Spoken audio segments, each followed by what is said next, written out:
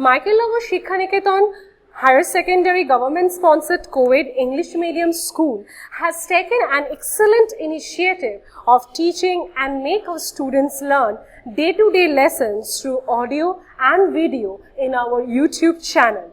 Teachers of all the subjects are working hard to enhance these online classes in the midst of this pandemic situation. It is a request to all the teachers, students and guardians to click the bell icon and subscribe our channel. I have come up with this video again for class 6.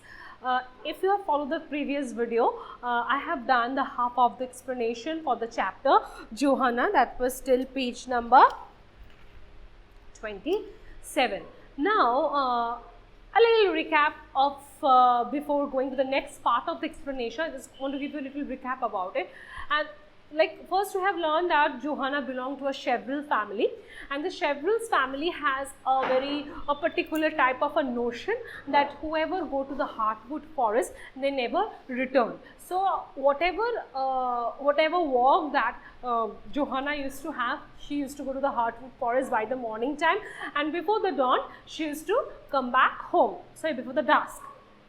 But this time we found that Johanna's mother is very ill, and this time she has to go irrespective of being disobedient to her mother. Many a time she wanted to go, but her mother always stopped her from not going to the forest, because it's not only Johanna's father but great-grandfather, even her cousins also went there, grandfather.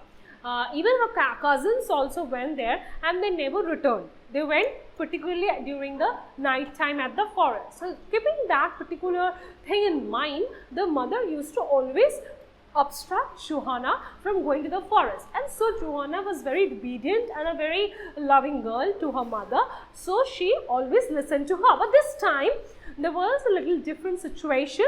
Her mother was in a very distressful condition, a very painful condition, because she was very ill. She was gasping, that means taking breath very heavily, and so this time Johanna could not help, but she has to go to the forest. Why?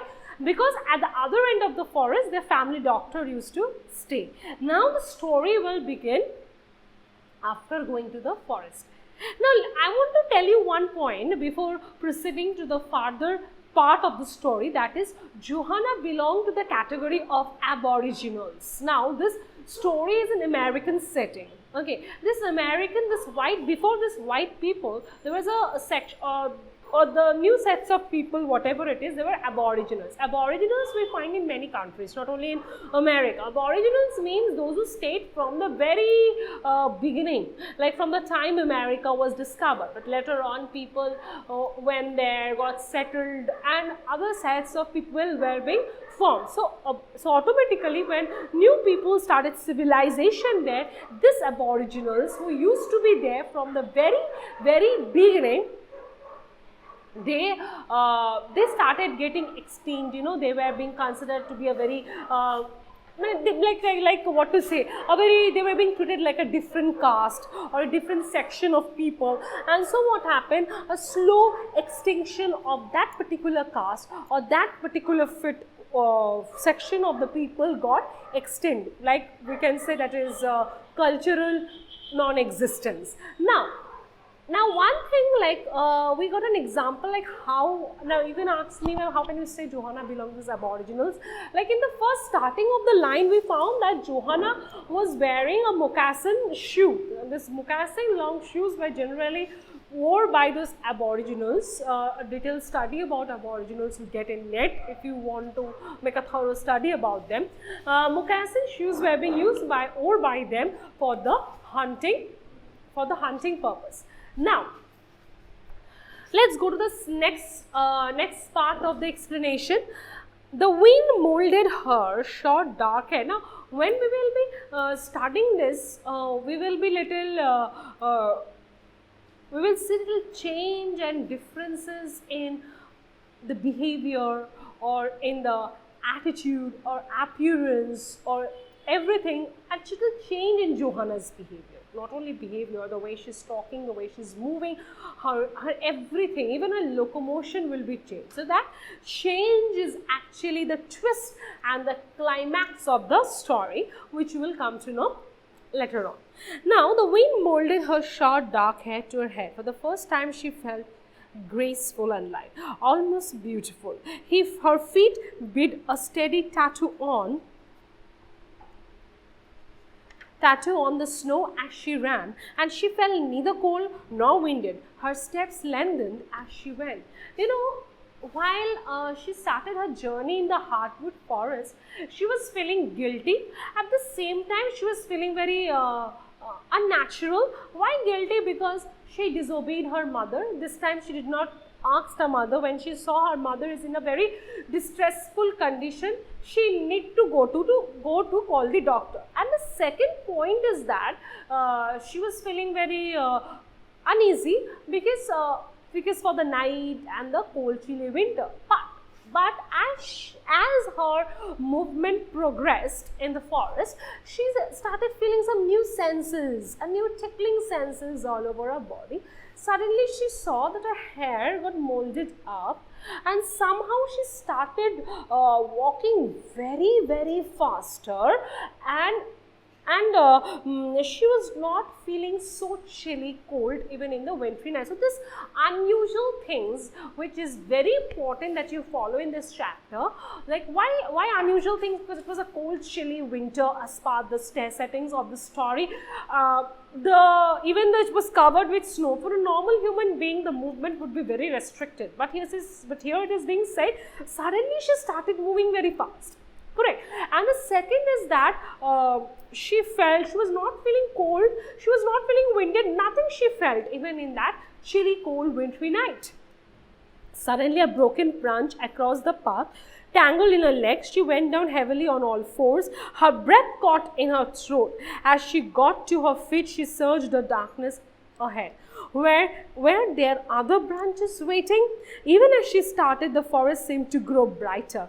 The light from the full moon must be finding its way into the heart of the woods. It was a comforting thought. She ran faster, confident of her steps. The trees seemed to rush by. There would be plenty of time. She came at last to the place where the wood stopped, and cautiously she ranged along the last trees, carefully not to be silhouetted against the sky. Then she halted. She could hear nothing moving, could see nothing that threatened. When she was sure, she edged out onto the short meadow that ran in a downward curve to the back of the village. Once more, she stopped. So while she was moving, when some unusual things started happening with her, which she was feeling good, that she was not feeling cold, she was walking very faster. Suddenly there was some branches, creeping branches you find here and there. So that got tied up with one of her feet, and suddenly she felt on her fours. On her fours means with her two hands, she went and hold the ground. And on that force, she didn't again stood up like a human. On that force, she started running.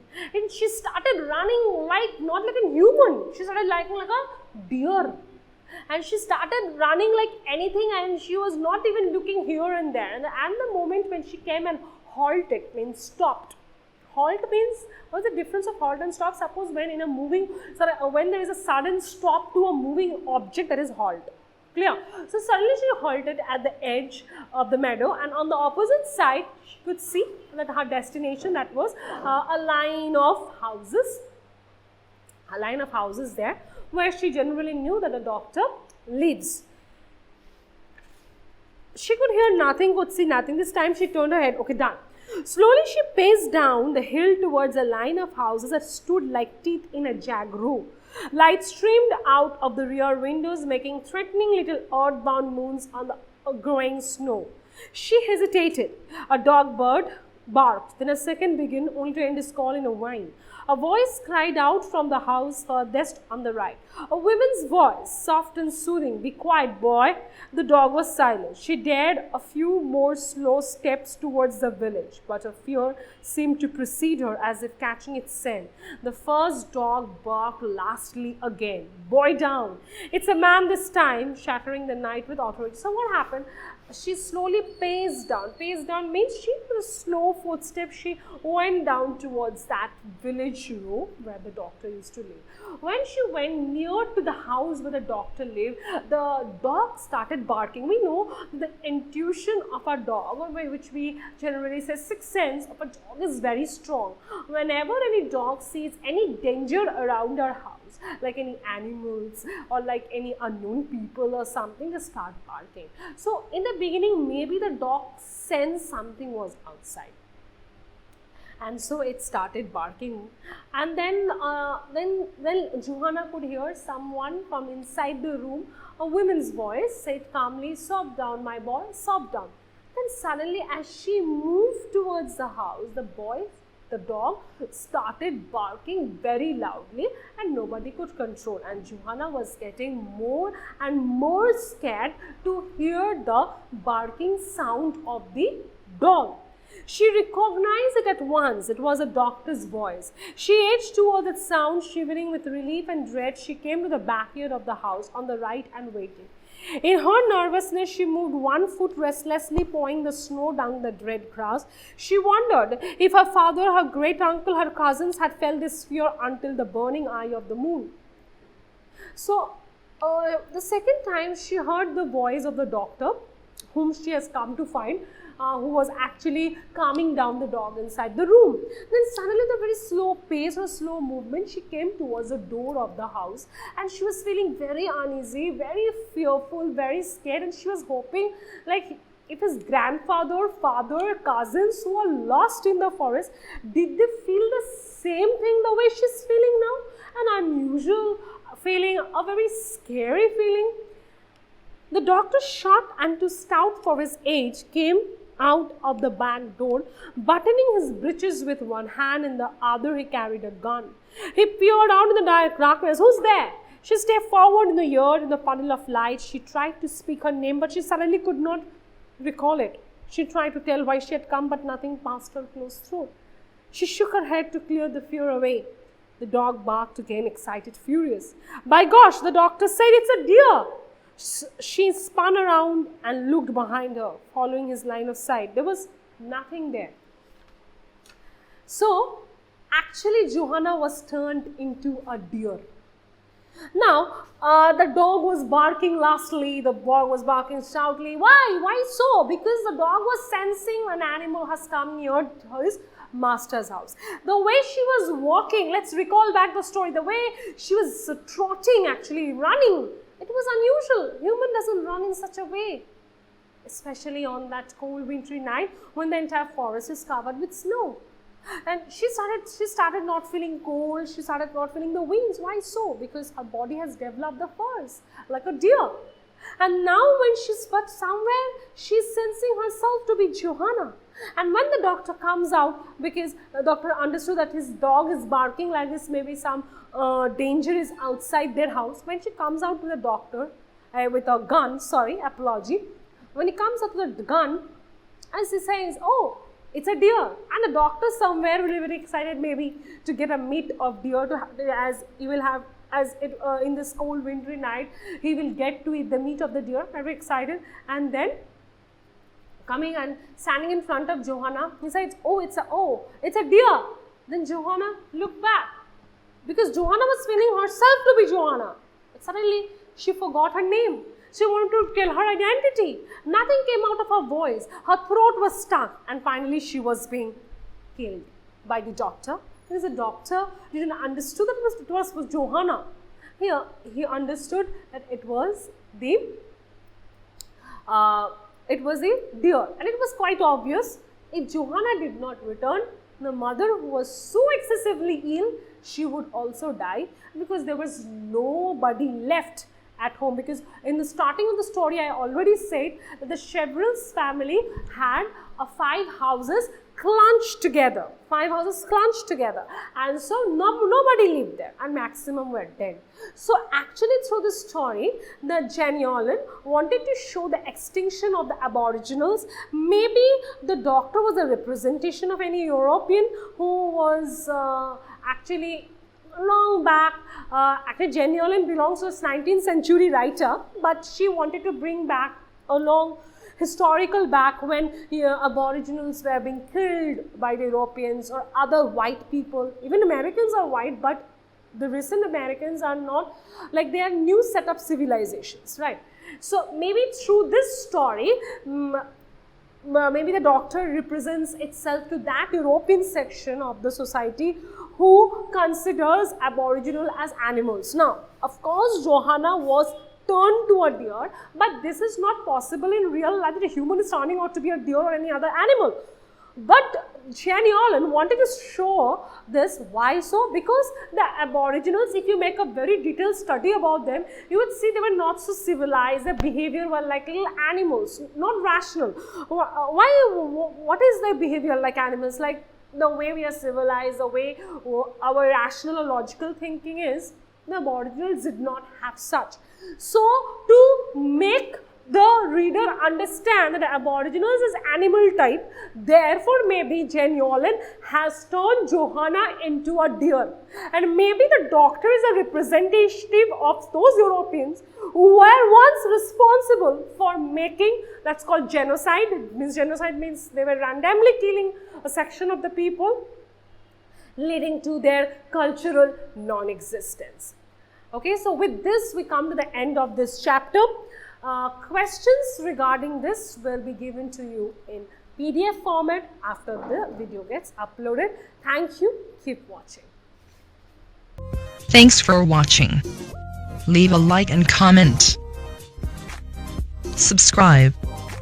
And do share the video among your friends.